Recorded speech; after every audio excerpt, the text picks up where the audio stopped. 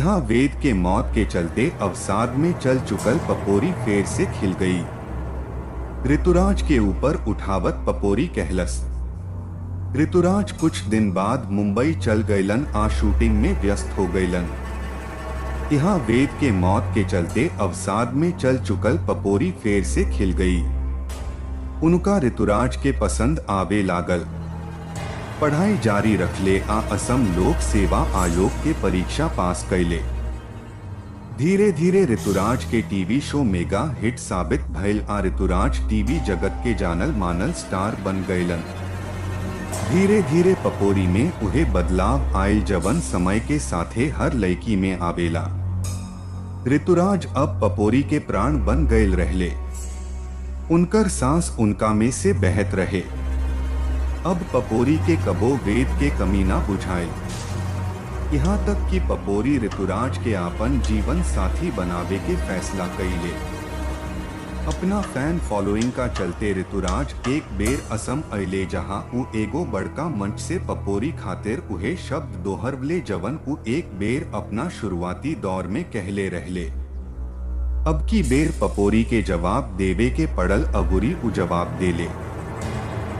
हमहू तोहरा से बहुते प्यार करेनी ऋतुराज उनकर जवाब ओ अद्भुत शाम के दिल के छुए वाला शाम में बदल देहलस।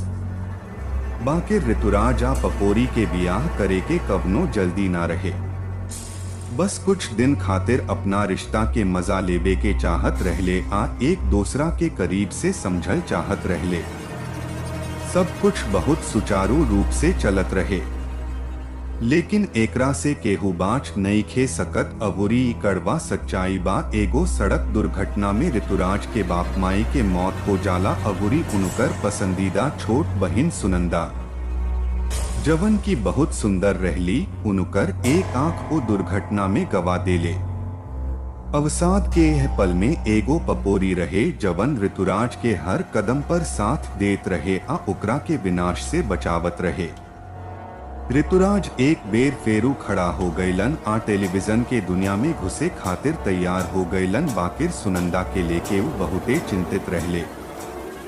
ऐसना में पपोरी सुनंदा के दिल अबुरी दुनिया दोनों में बराबर जगह देले। पपोरी के संगे रह के सुनंदा कब आपन दुख भुला गईले वो खुद ना जानत रहले। पपोरी के यह खासियत रहे जेकरा लगे रहित खुला दिल से करित वो कवनो रंडी ना रहली। असम में जवन भी बैच सक्रिय रहे उ लोग एगो नया योजना बनवलस जवना के मुख्य उद्देश्य रहे कि उ जादू के पूरा तरीका से नष्ट कईल जाए जवन की अच्छाई अबुरी बुराई खाती रहे। एगो महिला जे अपना के कलानिधि कहत रहली एकर नेतृत्व करे लगले। बहुत कम लोग के मालूम रहे कि कलानिधि के है। बाकिर अधिकतर लोग ओकरा के पिशाच आ गिरल मजदूर कहत रहे। बाकिर तंत्र पर उनकर गजब के पकड़ रहे।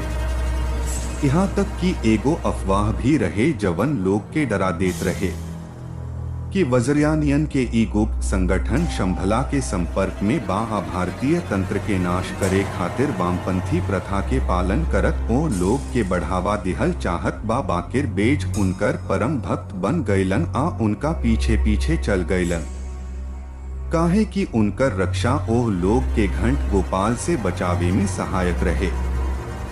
सोमेश के हत्या करे वाला घंट गोपाल जोनाली के परम दुश्मन रहले जे बच गईले।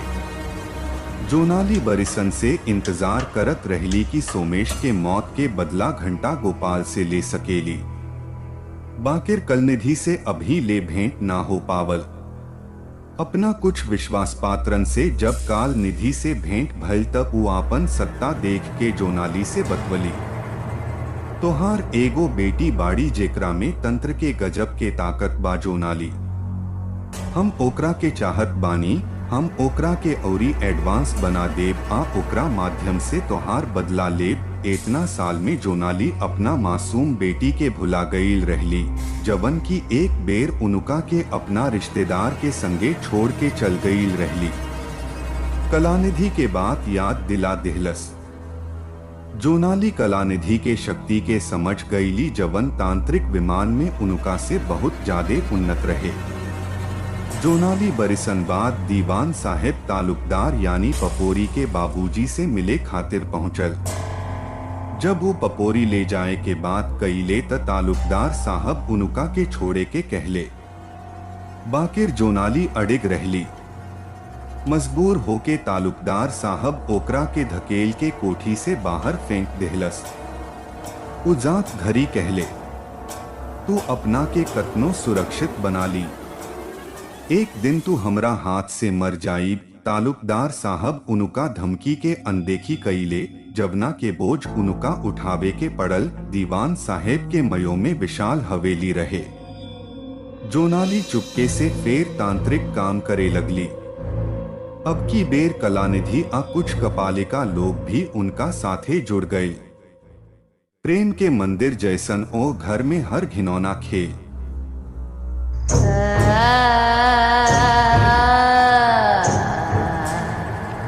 रोज होखे लागल। पंचमकारा के क्षय से ओ घर के पवित्रता दूषित हो गई। तांत्रिक लोग सिद्धि के प्रति आपन प्रखर इच्छा पूरा करे खातिर स्वतंत्र गण चक्र पूजा भी शुरू कई। जवन खाली नाम में ही पूजा रहे। सेक्स रहे अबुरी सिर्फ सेक्स रहे, बाकिर एकर जड़ में कलानिधि रहे। जवन अपना फायदा खातिर सिस्टम के प्रारूप बदले में लागल रहे। वर्टिकल बार एह तंत्र साधना के बोझ गांव के लोग के उठावे के पड़ल। जब रूपरंग आ यौन संबंध ना रुकल, गांव के देवता जंग खा गए। गांव में बहुत बाढ़ आई, जवना से तबाही मच गई। यही बीच ब्रह्मपुत्र नदी के किनारे यक्षिणी के आक्रोश बरखा शुरू हो गई। इहो कहल जात रहे कि हवेली में होखे वाला गतिविधियन के प्रतिक्रिया के रूप में एकर जन्म भइल। बाकिर यक्षिणी के प्यास दिन पर दिन बढ़त जात रहे। बेज जानबूझ के ओकरा के आपन साधन पूरा करे खातिर शिकार के इंतजाम करे लगले। ऐसना में ई मामला कुछ दिन में दीवान साहेब के कान में पहुंच गई। उ जोनाली से जल्दी हवेली छोड़े के कहेला। बाकिर एक दिन पपोरी के सुख से भरल दुनिया उनका नजर में पड़ गई। पपोरी के चाचा आ दीवान साहेब के बड़ भाई ठाकुर बलदेव प्रताप कुछ जादूगरन के संगे हवेली में की ठोके गईले, लेकिन कभू लवटल ना। ओकरा के आंख के सोझा मरत देख के उनकर प्रोफेसर पत्नी आघात पहुंच गईली। अबुरी उ एगो छोट बच्चा निहन हो गईली। बड़ भाई आ भौजाई के ई हालत देख दीवान साहेब के जोनाली के बात याद आ गई। तू अपना के कतनो सुरक्षित बना ली, एक दिन तोहार मौत हमरा हाथ में हो जाई। वो अब कुछ हद तक डर में जिए लगले। ऐसा ना रहे कि वो डेरा गए रहले, बाकिर उ अपना मेहरारू का साथे बहुते गर्व से पोसल पपोरी के कवनो परेशानी में ना डालल चाहत रहले। लेकिन कलनिधि के कवनो कीमत पर पपोरी चाही। दीवान साहब मजबूरी में कुछ चुनिंदा बढ़िया जादूगरन के मदद लेके एह घटना से अवगत करवले। सभे एक मत हो गए कि जोनाली जवन चाहसु मिल जाए। आ घंट गोपाल के योजना बा की दीवान साहब से मालूम को बितरो का रात पपोरी का जगह सुनंदा ओकरा के सौंप दिहल जाब का है कि जोनाली ओ बड़का पपोरी के कबो साक्षात ना देख ले रहुवे। हालांकि ई खाली एगो भ्रम रहे, बाकिर असली बात ई रहे कि घंट गोपाल जोनाली के जड़ से उखाड़ फेंकल चाहत रहले। मिस्टर दीवान जी अपना बेटी से मोहित होके केहू दूसरा के बेटी के परेशानी में डालत रहले। बाकिर घंट गोपाल पर उनकर पूरा विश्वास रहे। वो एह बारे में पपोरी के ना बतवले।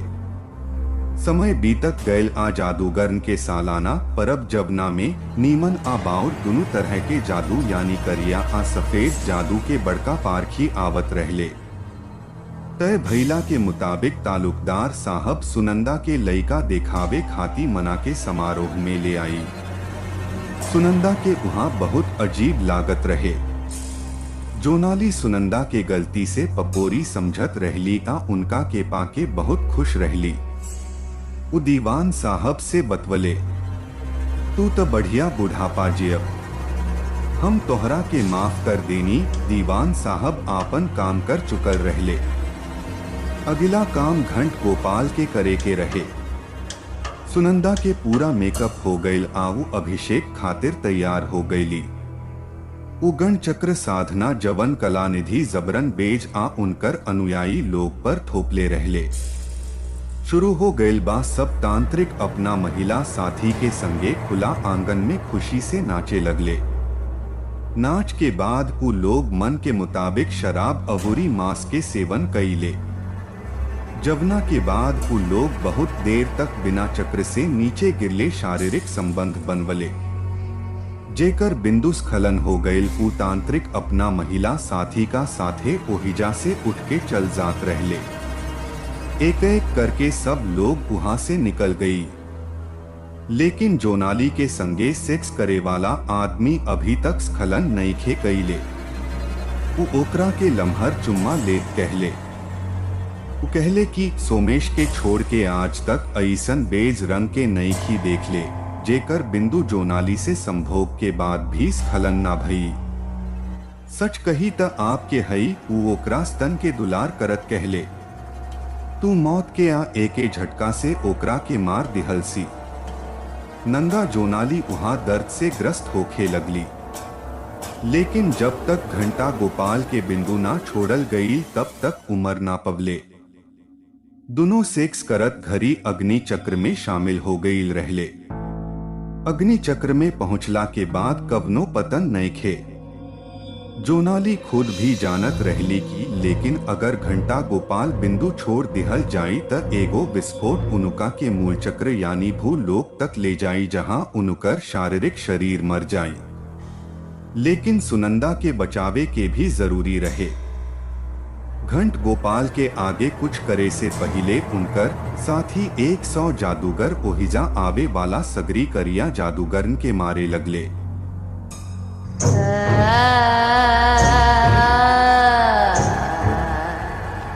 काहे कि जोनाली के चेतना के आधार मिलल उनकर चेतना अपना अस्तित्व के बचावे खातिर तरसत रहे। ऐसना में कलानिधि जोनाली के छोड़ के भाग गईली, काहे कि उनका जोनाली से ज्यादा बेज रंग से प्यार रहे। उनकर की दावा भी पर्दाफाश हो गए, जे उनका के काल चक्र के जानकार बतावत रहे। सतावल जोनाली घंटन गोपाल के ओर लगातार देखत रहली। तू खुदे एगो दुविधा के दुविधा में बाड़ू, उ हसत कहली। घोंट गोपाल के बात सुनला के बाद खून के चुस्की पियत रह गईले। दीवान साहब कुछ जादूगरन के साथे सुनंदा के सकुशल लेके घरे लौट अइले। जोनाली घंट गोपाल के हाथ छाती पर रखत कहली, हमरा के खत्म कर दिहल जाव तब रौरा कबो लुकी मंत्र से गायब ना हो पाए। हमरा के नाश करे खातिर पहिले अपना के नाश करे के पड़ी, बात के गिर जाए दी। घंटा गोपाल बिंदु के मूल स्थान पर ले जाके जोनाली के साथे तंत्र समाधि ले वही तरह ओकरा के गले लगला के बाद लुकी मंत्र से गायब हो गए। जैसे ही वो गायब हो गईलन, वो फेर से एगो नया आयाम में उनका के गले लगावत लौटलन। अब उनकर बात निकले लागल, जवन धीरे धीरे पहिले महान, फिर प्रकाश, फिर आकाश, फिर हवा, फिर आग, फिर पानी, आखिर में धरती। जवना के मतलब होला साधारण वीर्य के स्खलन हो गए। जैसे ही घंटा गोपाल के स्खलन भइल, जोनाली के भौतिक शरीर टुकड़ा टुकड़ा हो गए, फिर ब्रह्मांड में चल गए। घोंट गोपाल के पूरा शरीर ज्वालामुखी निहन जरत रहे। जवन बिंदु भौतिक वीर्य में बदल गई रहे, वो पूरा तरह से अपना निचला रास्ता से बाहर ना निकल रहे। ऐसे घंटा गोपाल ओकरा के मूल चक्र से ऊपर ना उठवले। अपना एगो महिला साथी के साथे बलात्कार कैला के बाद, जेकर नाम मधुबाला रहे, ओकरा के अपना पेट में रोक दिहलस। जड़ चक्र पर उत्पत्ति के सिद्धांत सबका खातिर एके जैसन बा। कुछ दिन बाद मधुबाला के एगो बेटी के आशीर्वाद मिलल, जवना में ओही वीर्य के एगो हिस्सा रहे, जवन जोनाली से संपर्क के चलते क्षीण हो गई रहे। ऐसे जोनाली के पिशाच गुण ओकरा में आ गई। सब कुछ फेर से सामान्य हो गई। अभी अभी यक्षिणी के समस्या रहे जवन ब्रह्मपुत्र के किनारे लोग के आपन शिकार बनावत रहली। यक्षिणी दिव्य शक्ति से संपन्न रहले, जेकर पकड़भा पकड़ल मौत पर विजय पावे जैसन रहे। ऋतुराज अपना कुछ दोस्तन के साथे बहुत दिन बाद मरयोगा गईलन। वो अपना दोस्तन से पपोरी के परिचय करवले। पपोरी भी सबके दिल जीत लेहलस। उनकर सखी लोग उनका के बहुत पसंद करत रहे।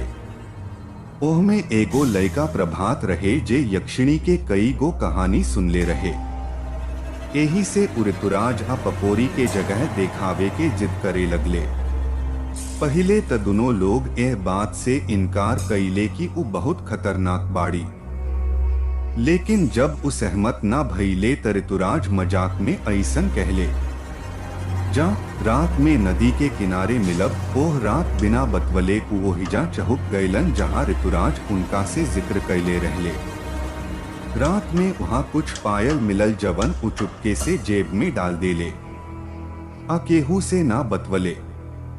बाकिर जब रात भर घरे ना लवटल त ऋतुराज उनका के खोजत वही जगह पहुँच गईलन। वो एक और एकदम चुप होके बैठल रहले।